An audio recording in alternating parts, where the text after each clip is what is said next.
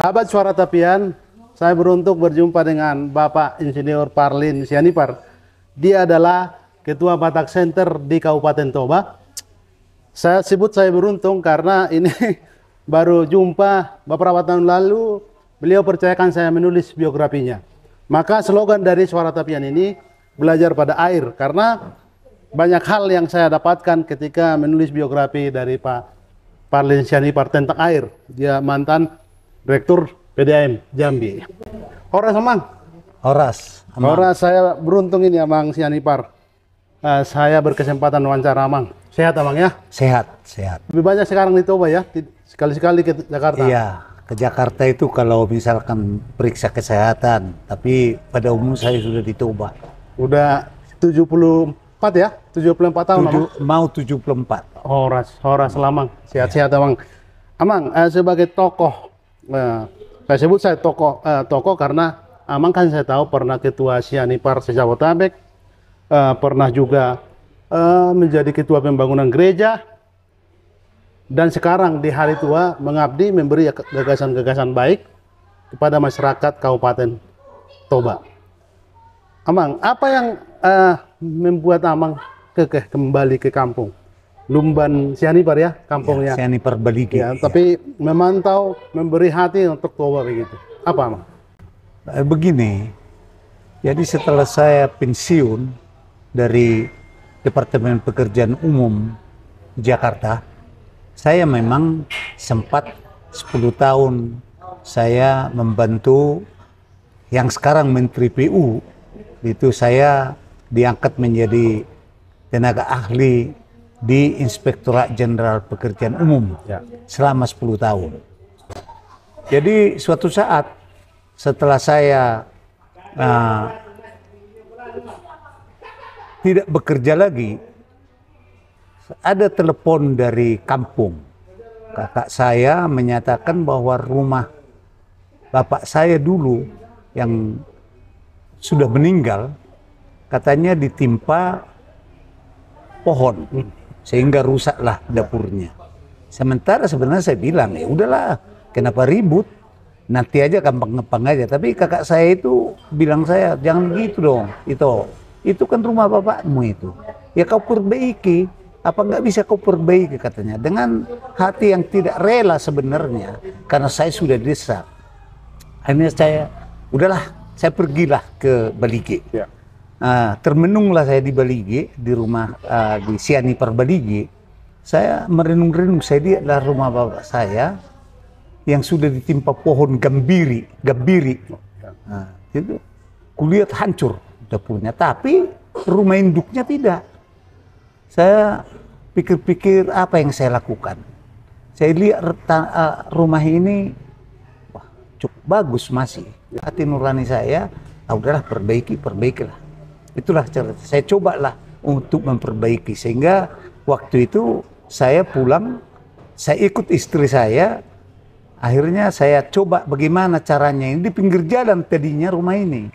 Akhirnya karena kualitas kayunya yang bagus, saya lihat, saya lindungi. Akhirnya ada di belakang rumah ini porlak namanya, porlak. Nah, jadi mesti dari rumah ke porlak ini baru bisa. Jadi saya punya ide, kenapa nggak saya, porlaknya itu ada kira-kira 2000 meter. Kenapa tidak saya pindahkanlah rumah ini ke belakang, sehingga tidak perlu saya bikin jalan. Itu pemikiran saya. Sehingga saya carilah tukang untuk itu. Akhirnya kusuruhlah kontraktor ini menarik rumah ini tanpa dibongkar. Nah, dengan teknologi memang orang-orang kampung itu banyak akalnya, tertarik rumah ini dan kubangunlah di situ. Tapi di pertengahan jalan, waktu saya kerjakan itu, saya ada berita ke saya yang menarik. Itu adalah waktu itu berita ke saya ada perkosaan anak. Nah, jadi wah, saya bilang perkosaan anak. Saya tahu orang Batak itu kan masa mungkin. Akhirnya waktu itu saya berhubunganlah dengan Aris Merdeka Sirait ke Jakarta. Kebetulan Lai Aris Merdeka Sirait ini saya editor 2 bukunya. Oh iya. Oh iya, jadi ceritakan Om. Iya, jadi saya panggil dia. Iya. Ada di sini perkosaan. Luar biasanya yang tidak masuk akal saya. Anak ini diperkosa tulangnya kandung selama setahun. Setelah setahun, ikut lagi bapak kandungnya memperkosa anak ini. Setahun lagi, jadi 2 tahun. Ketahuanlah dia hamil. Ya kan? Saya pergilah dengan Bupati Toba waktu itu ke tempatnya di sebelah Persea sana. Nah, akhirnya saya ke situ. Saya lihat, wah, diperkosa. Ya udahlah, saya dengan Pak Bupati dengan Merdeka Sirait, ngobrol lah dengan korban, dengan ibu korban. Orang itu yang duluan wawancara dengan ibu korban dengan korban. Saya belakangan, setelah mereka selesai, ramai orang. Dia bilang lah, udah Pak Parlin aja coba apa yang mau ditanya. Terus aku bilang sama dia, Inang, aku bilang kan, dari mana kau tahu ini buruh kau ini perkosa itomu dan juga suamimu? Terus dia bilang begini, gini itu katanya, alana molo tetanggaku, ang manukut tuau. Nah, ai buasa lebih ngi burumon tebal. Ku tanya lebih apa artinya? Rupanya kalau itu ciri-ciri orang hamil. Jadi kaget aku. Jadi hamil ini anakmu. Waduh, saya bilang ini kalau hamil, pada yang melakukan adalah tulang ibu tom dan suamimu. Iya. Wah, kalau ini hamil, anak siapa gerangan ini?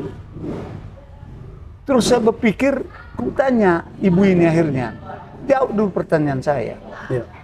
Jujur kau, ini yang di perut anakmu ini, kita gugurkan sajalah, atau tidak? Karena aku bilang kan, kalau kau tidak gugurkan, nggak tahu kau anak itomu atau anak suamimu yang ada di dalam. Pendekatan nangislah dia. Nah, jawab pertanyaanku. Kau setuju yang mana? Digugurkan apa tidak digugurkan? Nangislah ibu ini bilang sama saya. Amang, saya sudah berpikir. Saya serahkanlah kepada Tuhan. Teruskan, jangan gugur.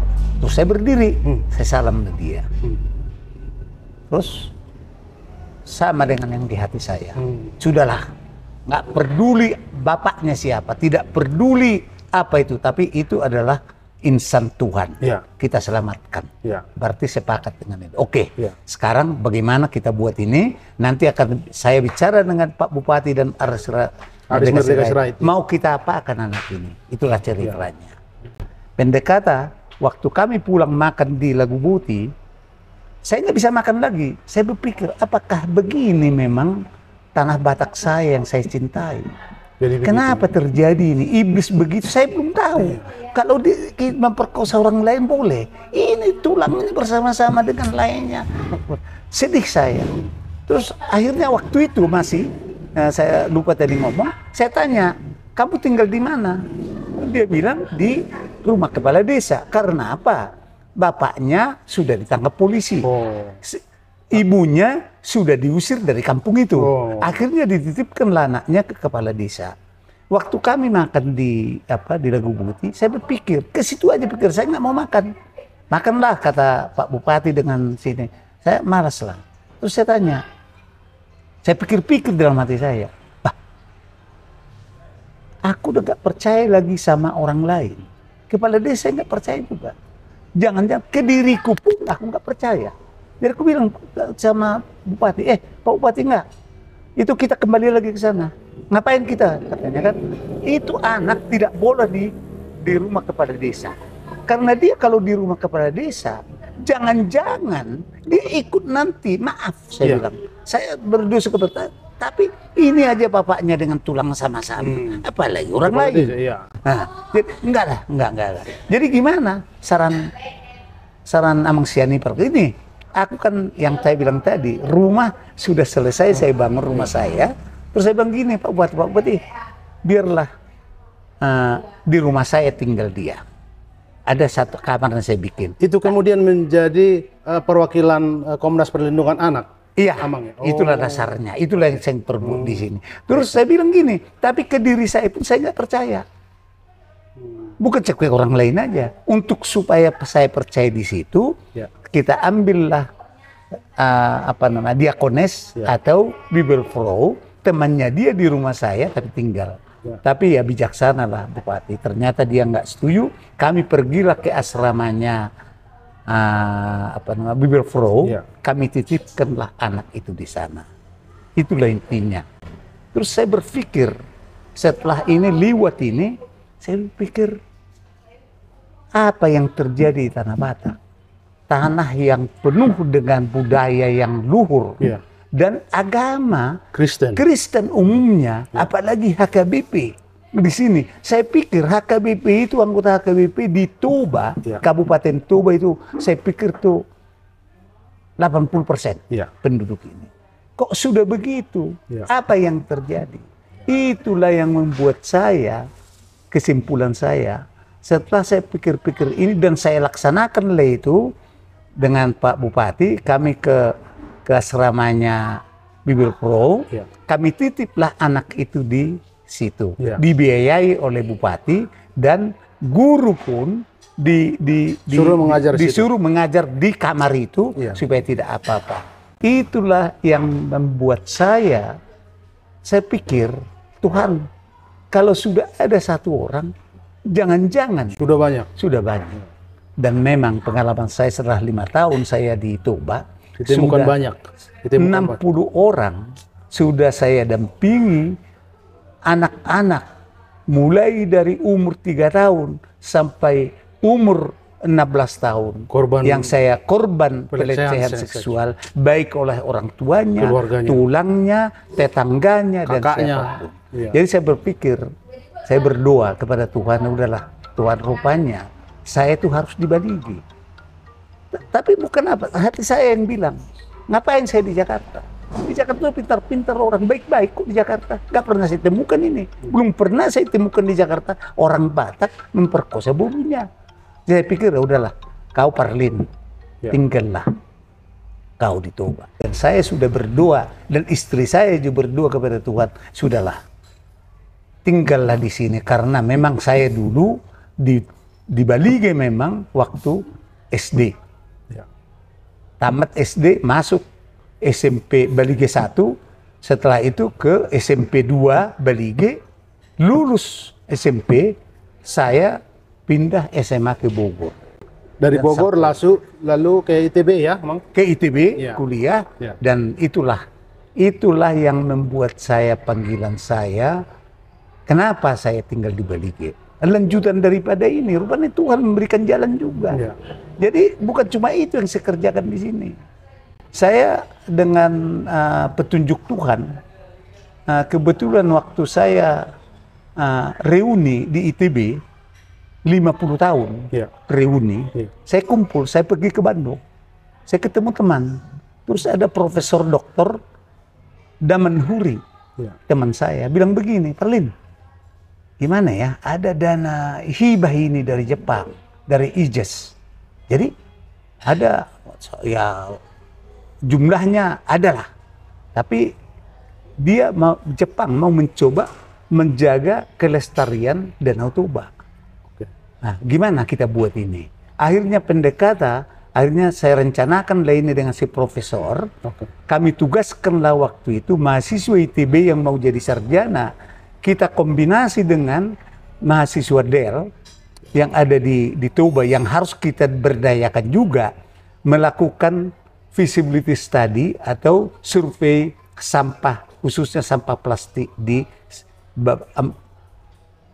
kabupaten. Kabupaten Toba, terus Humagasundutan, Samosir, Prapat, dan Tapuri Utara. Oke, Mang, sebelum ke pengelolaan sampah itu, saya akan perdalam juga tadi soal pelayanan Amang untuk anak-anak sebagai perwakilan Komnas Perlindungan Anak. Jadi saya makin diteguhkan harus bertanya itu karena di Jakarta saya wawancara dengan Aris Merdeka. Waktu itu saya punya tabloid Suara Batak namanya, saya redaktur di situ. Saya buat cover pertanyaan itu.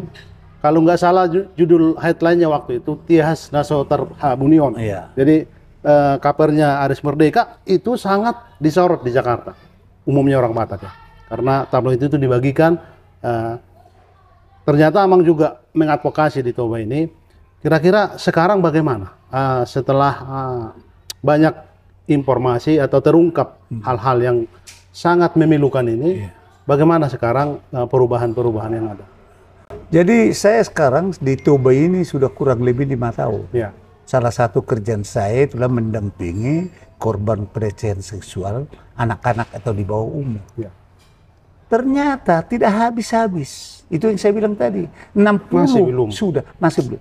Pada bulan ini saya masih tangani 3 perkosaan. 3 perkosaan. 1 perkosaan anak 6 tahun, 1 perkosaan yang unik ini, perkosaan ini ketahuan setelah 2 tahun yang lalu dia diperkosa. Terus yang ketiga ada juga perkosaan dari aparat desa terhadap perempuan yang umur 16 tahun. Yang luar biasa di sini, semua juga luar biasa sih ya. Tapi saya dapat cerita yang tadi saya bilang bahwa ada pelecehan seksual 2 tahun yang lalu. Baru Tapi terungkap. kita buat sekarang. Ceritanya pun kayak sandiwara. Nah, karena saya sering mengunjungi lapas. Ya kan? Jadi orang lapas itu, baik petugasnya, baik yang di lapas itu kenal sama saya. Karena saya sering ke situ mengunjungi yang saya kenal di lapas. Ya. Suatu saat saya dapat telepon dari lapas. Dia bilang sama saya, Ya. Amang Senipar, bantu dulu saya. Apa yang dapat saya bantu ke Anda? Gini Amang katanya. Saya sekarang di lapas. Ya. Dia bilang kan. Terus yang memperkosa boru saya, yang diperkosanya 2 tahun yang lalu juga di lapas. Ku tanya dia, kau di lapas, ngapain kau di lapas? Kok perkosaan yang kau lapor ke saya tapi kau di lapas? Dia bilang begini, saya masuk lapas karena saya pukulin orang, ya berantem lah di kampungnya. Ya. Nah, dia salah rumah dimasukin. Ini juga korban yang memperkosa borunya dia juga di lapas. Apa masalahnya di lapas? Bukan karena memperkosa, rupanya dia ditangkap polisi karena dia memakai narkoba. Kutanya, dari mana kau tahu? Rupanya gini, kayak cerita biasa. Jadi waktu COVID, kalau orang mau ketemu di lapas, dia tidak bisa langsung datang melalui Titipan. Zoom kan. Oke.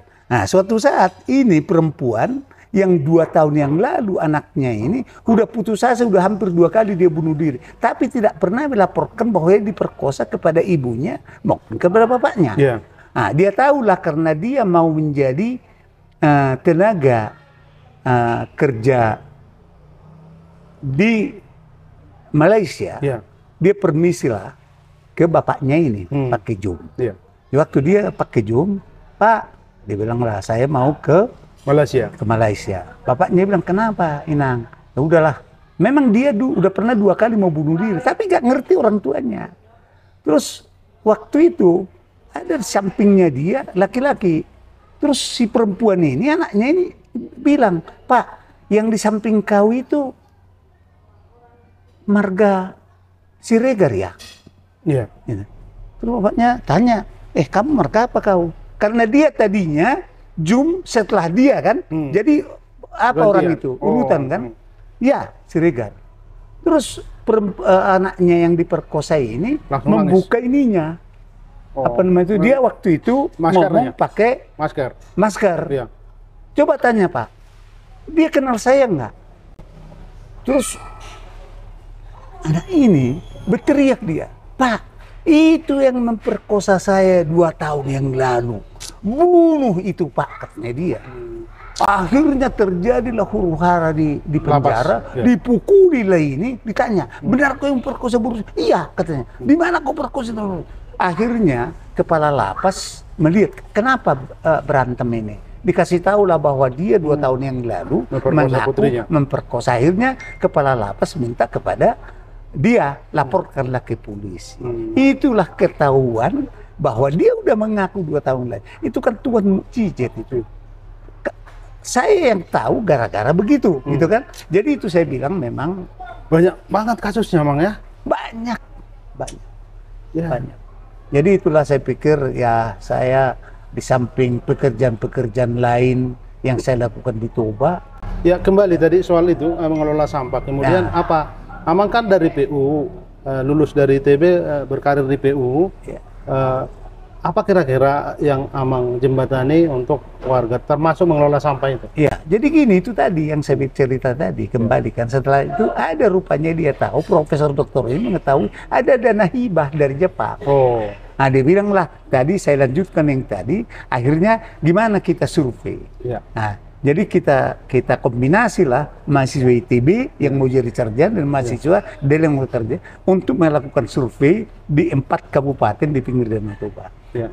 Hasil akhirnya ternyata memang cukup memadai dan mengkhawatirkan kalau tidak ada pengelolaan sampah apapun daur ulang ataupun apa namanya ekonomi sirkuler apapun namanya, maka Danau Toba akan menjadi makin cemar dan menjadi lumbung buangan daripada sampah.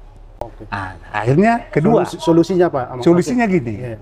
Jadi dana dari Jepang ini syaratnya satu, dia tidak boleh beli tanah, duitnya, dia hanya peralatan-peralatan pendukung, alat-alat pengelola sampah lah. Nah, terus saya bilang, oke, bupati saya waktu itu Pak Darwin Siagian. Saya bilang, oke, bisa saya pergi ke dia, you mau nggak kasih tanahnya Pemda?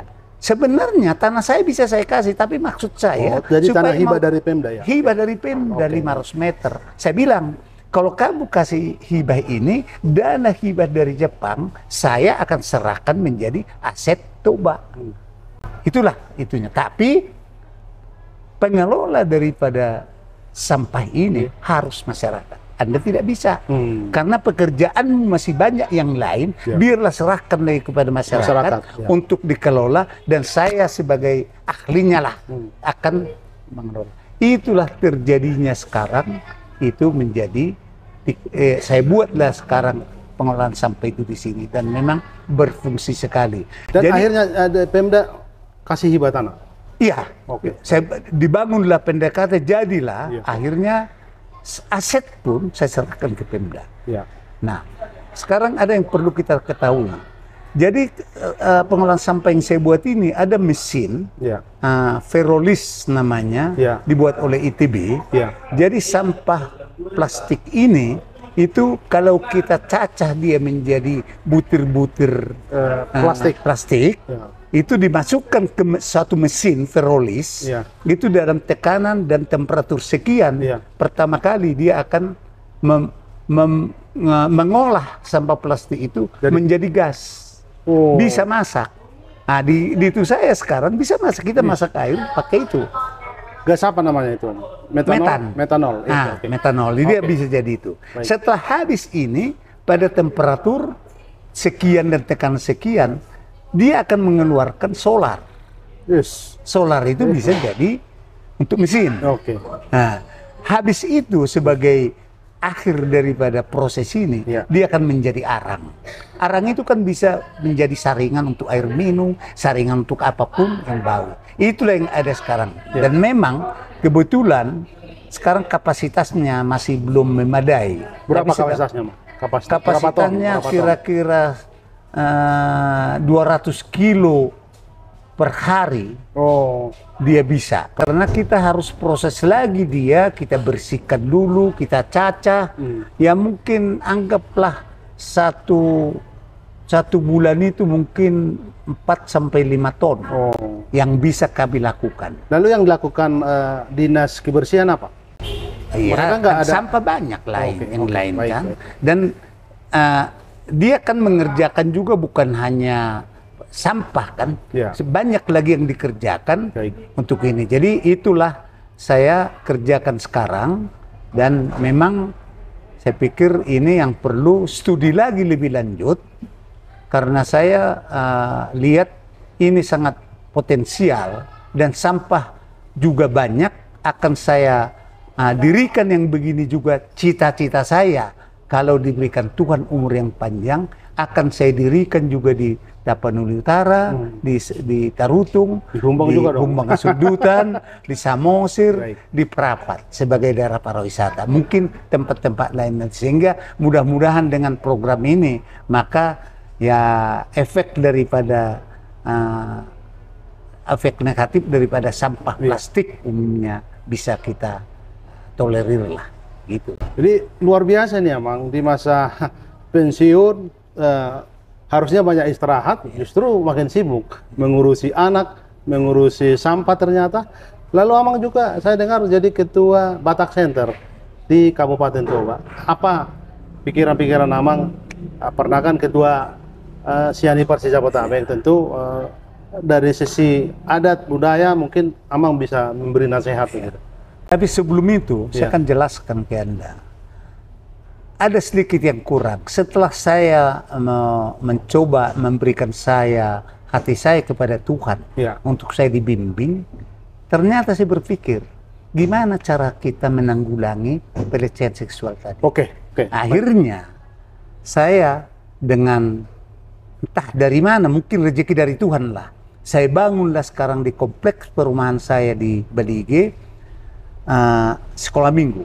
Saya serahkan pengelolanya ke HKBP, tapi bangunannya saya bawa. Terus saya juga bangun di sana juga sekolah PAUD. Untuk saya pikir, karena merubah ini nggak bisa lagi yang sudah tua-tua ini saya rubah, nggak bisa, udah susah kayak pohon. Kalau sudah tua dia mesti ditebang. Iya.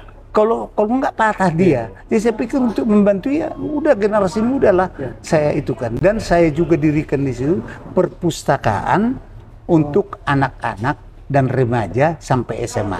Di kompleks saya itu ada. Ini jadi pernyataan juga, Mang.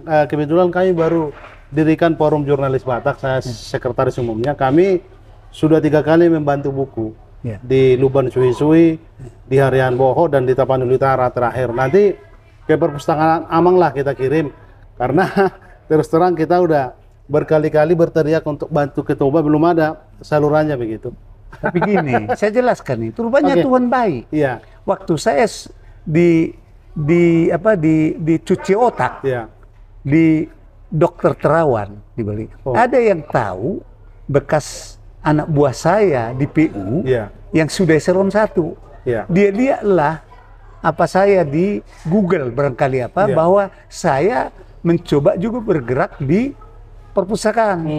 Nah, dia hubungi langsung membantu saya. Dia bilang, Pak Parlin, saya akan bantu Anda. Dia calling lah Kepala Perpustakaan Nasional di Jakarta. Dengan upaya dia, diberikanlah saya buku 500 judul. Satu judul dua eksemplar. Tapi Berarti dia bilang, 1000 berarti 1000 buku, tapi 500 judul. Dibilanglah terima kasih saya ucapkan di sini kepada Kepala Perpustakaan Nasional. Nah, karena dia bilang ini gratis Pak Sianipar, tapi maaf ongkosnya mesti Bapak bayar. Kalau Bapak dari Pemda mungkin kami bayar, tapi karena ada swastanya. Itulah yang saya lakukan. Dan sebagian buku-buku yang saya dapat itu sudah saya sebar sekarang di beberapa kelurahan di Kecamatan Baligi. Lalu Amang terus berbagi, luar biasa. Berbagi. Jadi itulah yang saya lihat, dan saya memang sudah bilang sama istri, saya memang sampai meninggal apapun dipanggil Tuhan saya akan dibagi. Tenaga saya akan dipergunakan karena kejadian ini tidak terdapat di Jakarta. Dan di Jakarta juga orang sudah pendidikannya sudah cukup bagus. Nah inilah di kampung masih dibutuhkan, di kampung dibutuhkan tenaga saya. Itulah Mang. Mungkin satu pertanyaan lagi Amang Sianipar. Ini ternyata banyak aktivitas Amang di Bali ini, sangat sibuk berarti ini. Pertanyaan terakhir tadi saya sudah sempat ungkapkan sebagai ketua Batak Center Kabupaten Toba. Kira-kira apa dari sisi budaya? Karena sentuhan atau merogoh hati itu kan bisa juga dari agama, tapi budaya juga, tata adat, tata laku itu juga kan dari budaya begitu. Jadi gini, Mang, saya terlalu menganggap memang orang Batak itu adalah orang yang beradat. Iya. Dia punya tatanan adat yang baik. Iya. Gitu kan. Jadi saya dalam hati saya mesti lestarikan itu. Ya kan? Harus. Apapun, karena sebenarnya kan dia bilang orang Batak itu anak niraja, buru niraja. Cuma kita salah, banyak yang salah di antara sekarang masyarakat Batak. Anak niraja dawin. Iya. Tapi salah pengertian dia anak niraja. Anak niraja itu bukan maksudnya kekuasaan. Iya. Kelakuannya harus raja. Di Batak itu kalau dibilang anak niraja adalah panutan. Iya. Perbahul-bahul. Persakalan semua. Percakalan itu semua sebenarnya. juga. Jadi kalau itulah kita tingkatkan nama Batak ini bukan persoalan anak raja. Iya. Sekarang itu uniknya kan anak raja tapi nggak ada kerajaannya. Saya cobalah di kampung saya khususnya dulu mencoba menyatakan, "Yu anaknya raja, berlakulah raja itu bukan karena harta, bukan karena jabatan, bukan, tapi kerendahan hati dan mau berbagi kepada sesama." Itu sebenarnya perbahul-bahul. Iya. Rumah saya di Baligi. Saya bilang kepada orang-orang yang tidak mampu dan memang belum kelasnya ke hotel, datanglah ke rumah saya. Dan Anda tidak saya pungut biaya. Mungkin ini menyalahi kepada program pemerintah homestay, tapi saya enggak, bagi orang yang tidak mampu. Yang mampu pun sebenarnya boleh ke rumah saya, tapi saya himbau dia. Kau kan nggak bayar. Kalau kau lihat orang kampung di sini ada yang tidak punya duit, apa salahnya kau berikanlah kepada dia daripada ke sana. Tapi ini tidak saya anti homestay ya, bukan. Tapi dan saya sudah buktikan rumah yang saya bangun di Baligi adalah rumah bersama. Tamu saya yang paling banyak di sana, paling banyak yang pernah saya layani, ibu-ibu kur dari Medan berjumlah 60 orang. Tuhan sangat hebat. Rumah yang begitu terlalu besar bisa menampung 60 orang berkur. Itulah keajaiban-keajaiban diberikan Tuhan kepada saya. Saya waktu menulis buku Amang itu kan saya juga pergi ke rumah itu kan, tapi belum dibangun waktu itu. Ya. Kamu tahu Amang banyak tokoh yang sudah menikmati dan menerima kebaikan Amang. Terima kasih. Mungkin satu lagi Amang pertanyaannya, karena saya ingat soal kita punya tatanan adat, punya agama Kristiani, tetapi ada hal yang sangat mengganjal menurut saya, termasuk itu keramah tamahan nanti merespon wisatawan ke Danau Toba. Secara umum saya melihat kita orang Batak kurang rendah hati. Bagaimana pendapat kamu? Betul. Makanya gini, saya juga diajarin Tuhan saya. Waktu saya ke Toba, ke Baligi tinggal, saya kan nggak ada teman lagi. Seumur saya sekarang umur 74. Ya. Siapa lagi? Orang udah banyak yang mati 60 tahun. Ya. Nah, itu kan siapa lagi teman saya? Tapi saya diajarin Tuhan. Teman saya yang saya pilih hanya 2 orang dulu di Toba. Apa itu? Saya carikan Islam. Karena saya berpikir begini, dan pikiran saya, benak saya ya, kalau saya sudah bisa bergaul dengan yang Islam, kalau orang Kristen mah gampang di gereja saya temukan. Dan itu ada Imran Napitupulu di Baligi dengan siapa siapa namanya, Marga Perdide, si Sahala. Itulah sahabat saya yang saya bawa, dan boleh tanya sama dia. Kalau itu yang 2 orang makan di rumah saya, dia mau. Kalau Mang Pardede saya nggak kenal, Imran Napitupulu saya kenal. Ya, jadi ini dia makan mau. Dia percaya bahwa saya akan melayani dia dan hormati dia sebagai Islam. Jadi lucu kalau saya bilang bahwa orang yang pertama saya jadi akrab adalah Imran dan Sahala. Kenapa? Karena dia Islam. Kenapa emang kalau Islam? Kalau kita temannya tambah hebat kita, bukan. Saya mengukur diri saya. Kalau saya bisa bergaul dengan Islam, dia bisa datang ke rumah saya dan saya ajak berdoa waktu saya makan cara Kristen, dan dia itu kan relasi yang bagus. Relasi yang bagus untuk hebat, saya. Itu juga keajaiban yang mungkin ya saya merasakan itu adalah hikmat dari Tuhan. Oh, melihatnya Mang, Mang Sianipar, pertemuan kita ini sangat berkah bagi saya. Saya bisa wawancara dan banyak hal yang saya petik dari pengalaman dan di masa tua masih bermakna untuk orang lainnya, Mang ya. Iya. Orang sama. Orang